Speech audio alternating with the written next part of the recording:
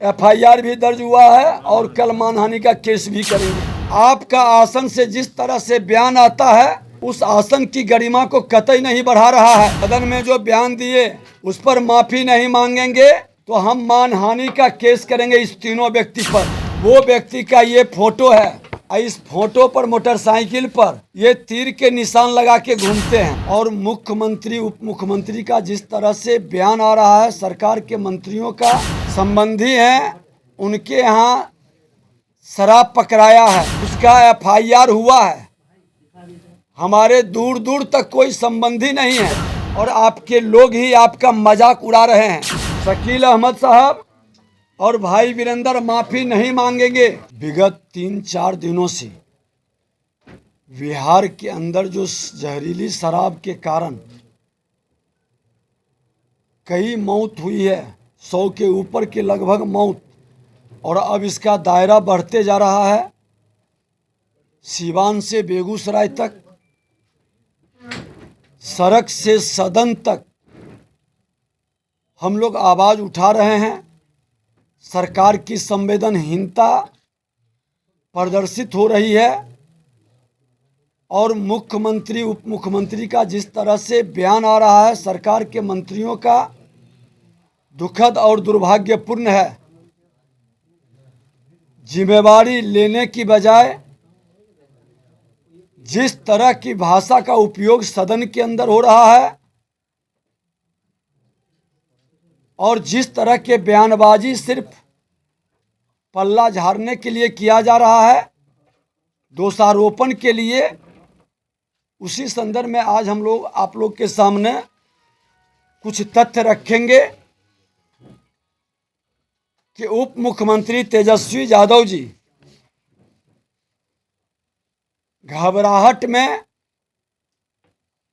कल एक बयान दे दिए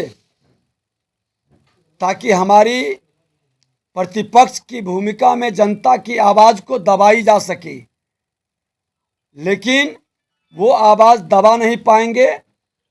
उन्होंने कहा कि हमारे एक क्षेत्र के अंदर ही, लखीसराय विधानसभा क्षेत्र के अंदर ही संबंधी हैं, उनके यहाँ शराब पकड़ाया है। पूरा तथ्यहीन, गलत और भ्रम फैलाने का ये वातावरण बनाया गया। उनके साथ साथ माननीय शकील अहमद और भाई वीरेंद्र का भी इस तरह का बयान आना दुखद और दुर्भाग्यपूर्ण है। बिना सत्य की जानकारी लिए उस गांव के अंदर जो शराब पकड़ाया है उसका एफआईआर हुआ है। हमारे दूर दूर तक कोई संबंधी नहीं है और वो व्यक्ति जो पकड़ाया है, जिनके यहाँ शराब और जिसकी गिरफ्तारी हुई है, वो व्यक्ति का ये फोटो है। इस फोटो पर मोटरसाइकिल पर ये तीर के निशान लगा के घूमते हैं। सत्ता संरक्षित लोग हैं, जो हम सदन के अंदर भी कह रहे हैं कि माननीय मुख्यमंत्री जी, सत्ता संरक्षण में आपके शराबबंदी को फेल किया जा रहा है। आपका तंत्र कमजोर है और आपके लोग ही आपका मजाक उड़ा रहे हैं। यही उनका फोटो है, आप देख लें। ऐसी की गिरफ्तारी हुई है। यही मुंचुन कुमार हैं, गनौरी सिंह के पुत्र। हमारे समधी तो वहाँ रहते भी नहीं हैं, वो बाहर रहते हैं। किस तरह से भ्रम की स्थिति उत्पन्न की जा रही है। और अगर जो एक एफआईआर भी वहाँ पर हुआ है, गांव के लोगों ने वहाँ धरना पर बैठा और प्रशासन में जाके एफआईआर किया। किस तरह के झूठा आरोप लगाकर आप वातावरण को क्यों दूषित किए हैं।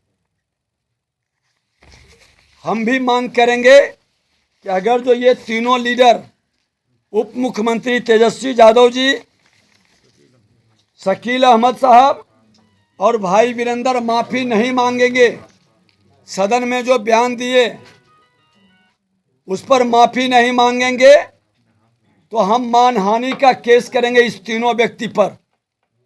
और सदन के अंदर आसन पर बैठकर जो सरकार के प्रवक्ता की भूमिका निभाने लगे हैं, विधानसभा अध्यक्ष महोदय, किसी भी सदस्य और नेता प्रतिपक्ष के संदर्भ में आपका आसन से जिस तरह से बयान आता है, उस आसन की गरिमा को कतई नहीं बढ़ा रहा है। आप सरकार के प्रवक्ता के रूप में काम न करें, पक्ष और प्रतिपक्ष के अभिभावक के रूप में काम करें। निश्चित तौर पर इस पर हम लोग FIR भी दर्ज हुआ है और कल मानहानि का केस भी करेंगे अगर जो लोग माफ़ी नहीं मांगे। और जो पोर्टल वाले ऐसे पोर्टल चैनल का भी कार्रवाई के लिए हम लोग लिखेंगे।